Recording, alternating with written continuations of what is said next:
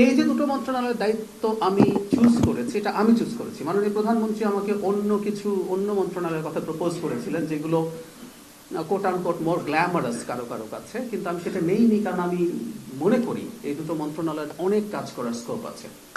So আমি আশা করি যে এসব ক্ষেত্রে বাজেট বরাদ্দ বাড়াতে হবেই, এবং আমাদের মাননীয় প্রধানমন্ত্রী তার সাথে আমরা বসেছি, তার খুবই আন্তরিক পরিকল্পনা আছে এই জিনিসগুলোকে ছড়িয়ে দেওয়ার জন্য।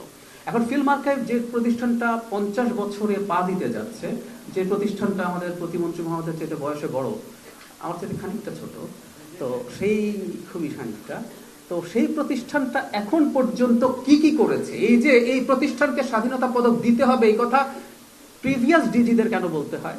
এই কথাটা তো জনগণের বলার কথা ছিল।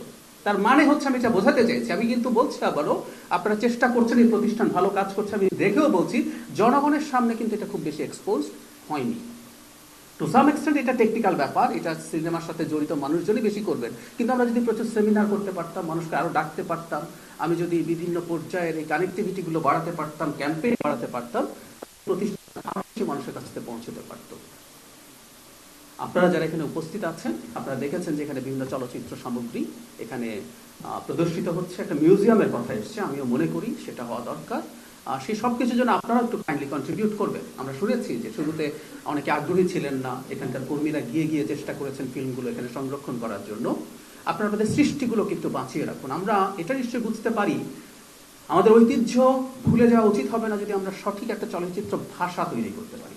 আমরা অনেকেই যারা সিনেমার সাথে সরাসরি জড়িত মানুষ নই, তারাও ইরানিয়ান নিউ ওয়েভের কথা জানি, যেখানে খুব কম বাজেটে নিজস্ব একটা স্বতন্ত্র চলচ্চিত্র ভাষা তৈরি করে পৃথিবীকে জয় করেছিলেন তারা, এবং মারাত্মক রকম সীমাবদ্ধতার মধ্যে। ওইটা যেহেতু খুবই রেস্ট্রিক্টেড একটা কান্ট্রি, সেখানে স্ক্রিপ্টিং থেকে শুরু করে শেষ পর্যন্ত নানা রকম রেস্ট্রিকশন আছে, কিন্তু নিজের ঐতিহ্যের দিকে তাকিয়ে সেটাকে সংরক্ষণ করে একটা ভিন্ন চলচ্চিত্র ভাষা তৈরি করা যায়, যেটা আসলে পৃথিবী জয় করে। একই কথা আমাদের কাছাকাছির কথা যদি বলি, কোরিয়ান ফিল্মের ক্ষেত্রেও বলা যায়। সো আমরা এই আর্কাইভটা আমাদের এই জায়গাটায় সাহায্য করতে পারে, আমাদের ঐতিহ্য ধরে রাখা, আমাদের ভবিষ্যতে যেসব গবেষক আছেন, চলচ্চিত্র নির্মাতা আছেন, সেই নির্মাতারা এটা থেকে শিক্ষা নিয়ে আমাদের একটা স্বতন্ত্র চলচ্চিত্র ভাষা তৈরি হবে।